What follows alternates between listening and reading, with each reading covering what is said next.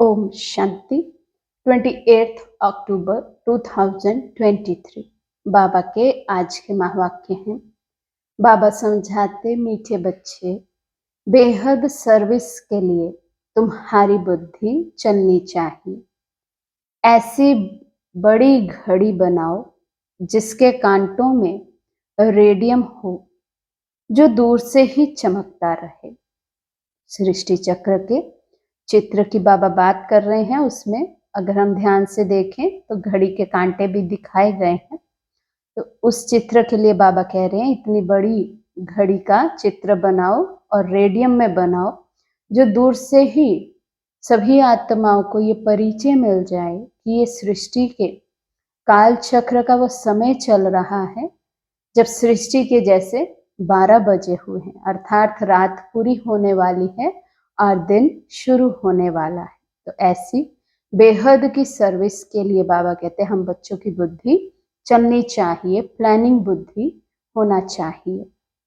प्रश्न है, सर्विस की वृद्धि के लिए कौन सी युक्ति रचनी चाहिए? बाबा समझाते, जो महारथी होशियार बच्चे हैं उनको अपने पास बुलाना चाहिए। महारथी बच्चे चक्कर लगाते रहें तो सर्विस वृद्धि को पाती रहेगी। इसमें ऐसे नहीं समझना चाहिए कि हमारा मान कम हो जाएगा।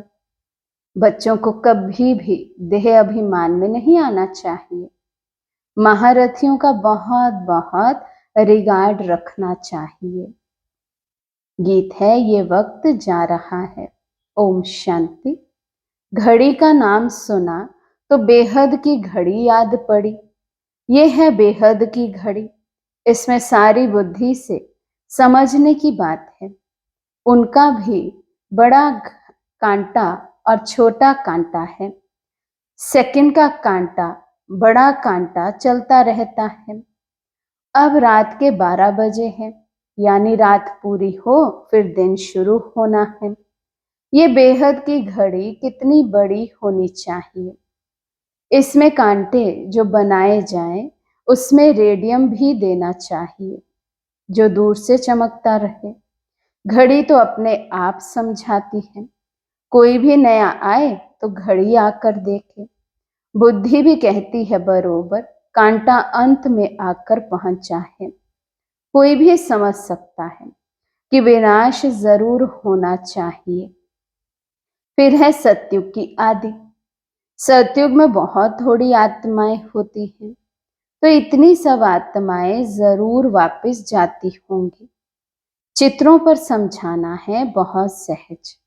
ऐसी घड़ी कोई बनाए तो बहुत खरीद करके भी घर में रखें। इन पर समझाना है। ये कलयुगी भ्रष्टाचारी दुनिया है। अनेक धर्म भी है। विनाश भी सामने खड़ा है। नेचुरल कैलामिटीज भी होनी है।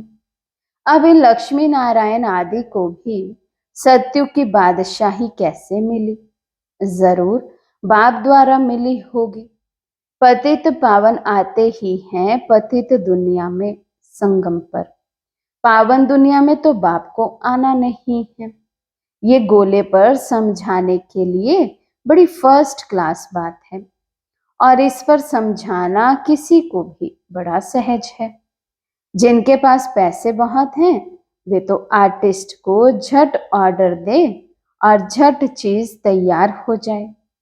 गवर्नमेंट का काम तो इतने में हो जाता। यहाँ तो मुश्किल कोई काम करते हैं। कोई अच्छा आर्टिस्ट चित्र बनाता है तो वे शोभता भी है। आजकल आर्ट का मान बहुत है। डांस का आर्ट कितना दिखाते हैं। समझते हैं पहले ऐसे डांस होते थे, परंतु ऐसे कोई है नहीं। तो ये बेहद की घड़ी फट से बनानी चाहिए, जो अच्छी रीति मनुष्य समझ जाए। कलर भी ऐसा अच्छा हो जो चमकता रहे। पतित पावन कोई मनुष्य तो हो नहीं सकता। मनुष्य पतित है ना, तब तो गाते हैं पावन दुनिया भी स्वर्ग है। मनुष्य तो नहीं समझते कि श्री कृष्ण ही श्याम है, फिर सुंदर बनते हैं। इसलिए नाम पड़ा है श्याम सुंदर। हम भी पहले नहीं समझते थे, अभी बुद्धि में है। बरोबर कामचिता पर बैठने से काला हो जाते हैं, अर्थात आत्मा पतित हो जाती है। ये भी स्पष्ट करके लिखना है। वर्षा देते हैं परम पिता परमात्मा और श्राप देते हैं रावण। मनुष्यों की बुद्धि फिर चली जाती है रघुपति राघव राजा राम तरफ, परंतु राम तो है परमपिता परमात्मा।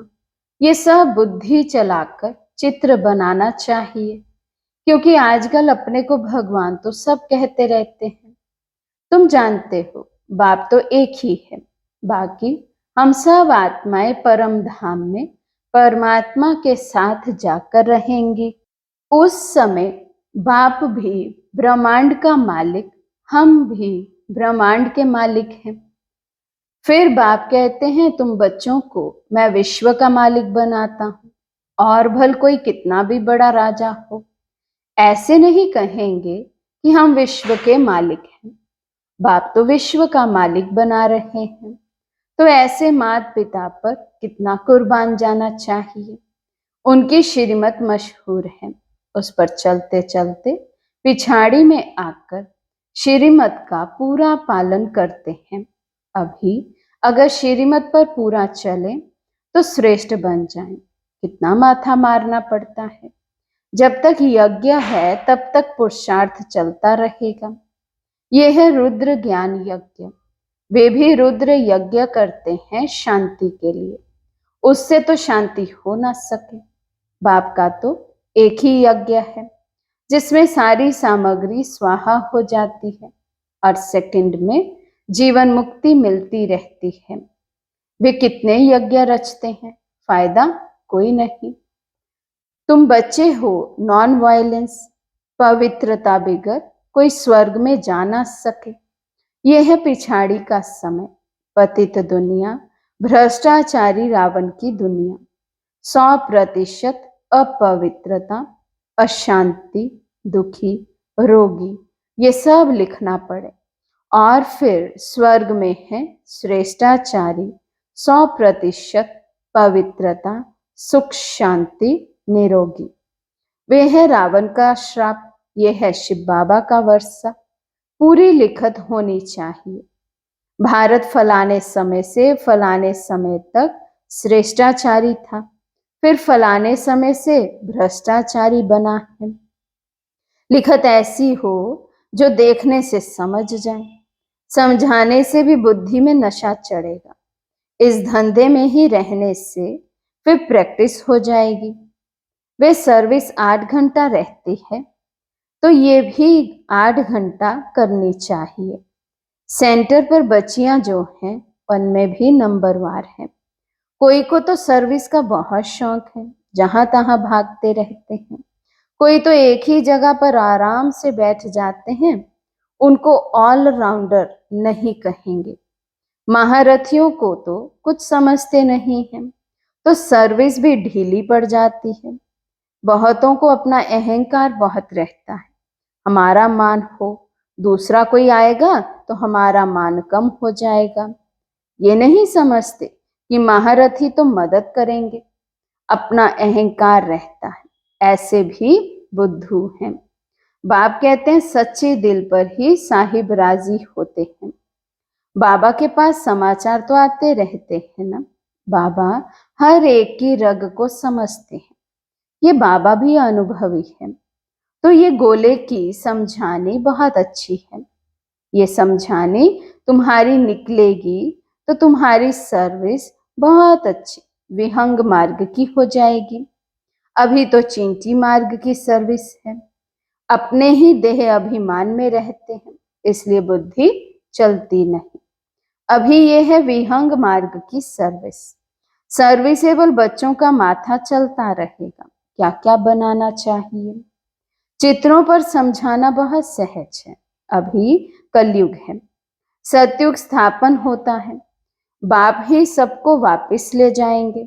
वहां है सुख, यहाँ है दुख, सब पतित हैं। पतित मनुष्य कोई को भी मुक्ति जीवन मुक्ति दे नहीं सकते। ये सब है भक्ति मार्ग की कारोबार सिखलाने वाले। गुरु सब है भक्ति मार्ग के, ज्ञान मार्ग का गुरु कोई है नहीं। यहाँ तो कितनी मेहनत करनी पड़ती। भारत को स्वर्ग बनाने में जादूगरी का खेल है ना, इसलिए उनको जादूगर भी कहते हैं।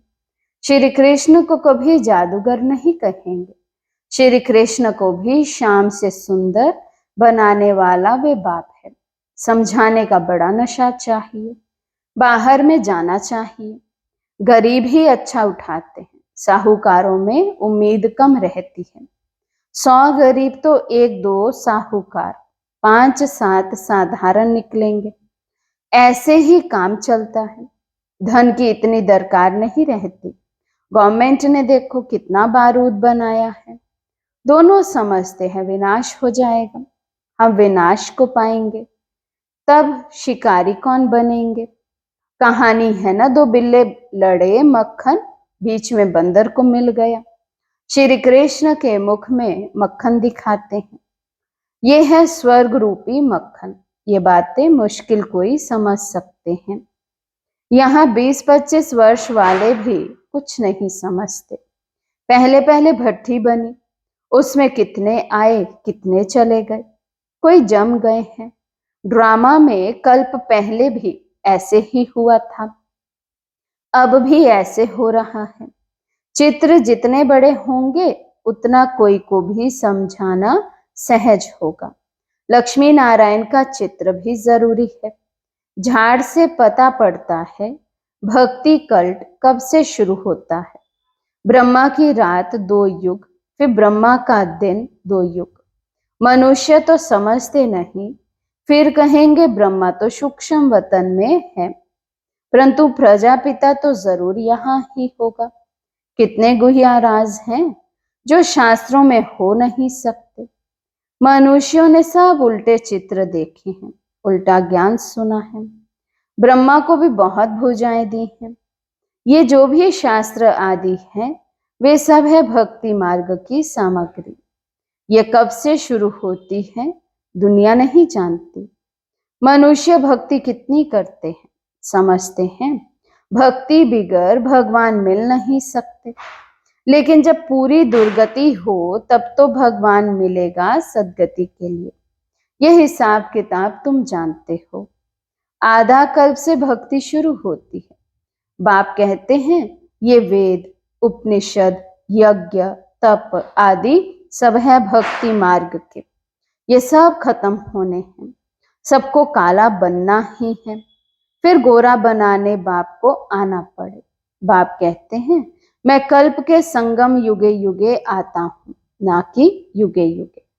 दिखाते हैं कछमछ अवतार, परशुराम अवतार, ये भगवान के अवतार हैं। फिर पत्थर भीतर में भगवान कैसे हो सकते हैं। मनुष्य कितने बेसमझ हो गए हैं। बाप ने आकर कितना समझदार बनाया है। महिमा भी करनी पड़े। परम पिता परमात्मा ज्ञान का सागर, पवित्रता का सागर है। श्री कृष्ण की ये महिमा हो नहीं सकती। श्री कृष्ण के भगत फिर श्री कृष्ण के लिए कह देते हैं कि सर्वव्यापी है। कितना चटक पड़ते हैं। उनसे निकालकर फिर बाप का परिचय देते हैं। सब आत्माएं भाई भाई हैं, सब फादर थोड़ी हो सकते हैं। फिर याद किसको किया जाता है। गॉडफादर को बच्चे याद करते हैं। समझाने वाला भी बेहद बुद्धि वाला चाहिए। बच्चों की बुद्धि हंस में फंस पड़ती है, एक जगह ही बैठ जाते हैं। बिजनेसमैन जो होते हैं वे बड़ी बड़ी ब्रांचेस खोलते हैं। जितना जो सेंटर्स खोलते वे मैनेजर अच्छा, फिर सेंटर पर भी मदार है। यह है अविनाशी ज्ञान रत्नों की दुकान। इसकी ज्ञान सागर की पॉइंट तो बहुत है जो धारण कर समझानी है। सभा में चित्र रखे हों जो सब देखें। घड़ी का चित्र बहुत अच्छा है। इस चित्र को जानने से चक्रवर्ती बनेंगे। स्वदर्शन चक्रधारी बनना है। घड़ी पर समझाना बहुत सहज है। कितने पुराने बच्चे लायक ही नहीं बनते, अपने को मियाँ मिट्ठू समझ बैठे, फालतू खुश होते। सर्विस नहीं करेंगे तो कौन समझेंगे कि ये दानी है। दान भी अशरफियों का करना चाहिए या पाई पैसे का। ये चित्र अंधों के आगे आईना है। आईने में अपना मुख देखेंगे। पहले बंदर की शक्ल थी, अभी मंदिर की शक्ल बन रही है। मंदिर में रहने लायक बनने का पुरुषार्थ करना है। ये है पतित दुनिया, वे है पावन दुनिया, जो शिव बाबा स्थापन कर रहे हैं। जो श्रीमत पर नहीं चलते, उनकी बुद्धि में कभी धारणा हो नहीं सकती। बाप कहते हैं, प्रतिदिन तुमको गुहिया बातें सुनाता हूं तो जरूर ज्ञान की वृद्धि होती जाएगी। कोई कोई प्रश्न उठाते हैं, 8 बादशाही कैसे चलेगी? इस हिसाब से इतनी बादशाही होनी चाहिए। बाप कहते हैं, तुम लोग इन बातों में क्यों पड़ते हो? पहले बाप और उनके वर्षे को तो याद करो। वहां की जो रस्म रिवाज होगी वे चलेगी। बच्चे जिस रीति से पैदा होते होंगे उस रीति से होंगे। तुम क्यों इसमें जाते हो? विकार की बात मुख पर क्यों लाते हो? ये चित्र किसी को सौगात में देना बहुत अच्छा है। ये गॉडफादरली गिफ्ट है। ऐसी गॉडफादरली गिफ्ट कौन नहीं ले जाएंगे? क्रिश्चियन लोग और किसी का लिटरेचर आदि नहीं लेते, उनको अपने धर्म का नशा रहता है। बाप तो कहते हैं, देवता धर्म सबसे ऊंच है। वे समझते हैं कि हमको इन क्रिश्चियन से बहुत पैसे मिलते हैं, परंतु ये तो ज्ञान की बातें हैं। जो ज्ञान उठाते हैं वही बाप से वर्षा पाते हैं। अच्छा, मीठे मीठे सिखी लदे बच्चों प्रति माता पिता बाप दादा का याद प्यार और गुड मॉर्निंग। रूहानी बाप के रूहानी बच्चों को नमस्ते। हम रूहानी बच्चों की रूहानी बाप दादा को दिल व जान सिकवा प्रेम से नमस्ते नमस्ते नमस्ते जी। धारणा के लिए मुख्य सार। फर्स्ट पॉइंट, विश्व का मालिक बनाने वाले माता पिता पर दिल से कुर्बान जाना है। उनके श्रीमत पर अच्छी रीति चल श्रेष्ठ बनना है। सेकंड पॉइंट, अपनी दिल सदा सच्ची रखनी है, अहंकार में नहीं आना है। अशरफियों का दान करना है, ज्ञान दान करने में महारथी बनना है। 8 घंटा ईश्वरीय सर्विस जरूर करनी है। आज का वरदान है, सर्व प्राप्तियों की अनुभूति द्वारा माया को विदाई दे बधाई पाने वाले खुश नसीब आत्मा भव।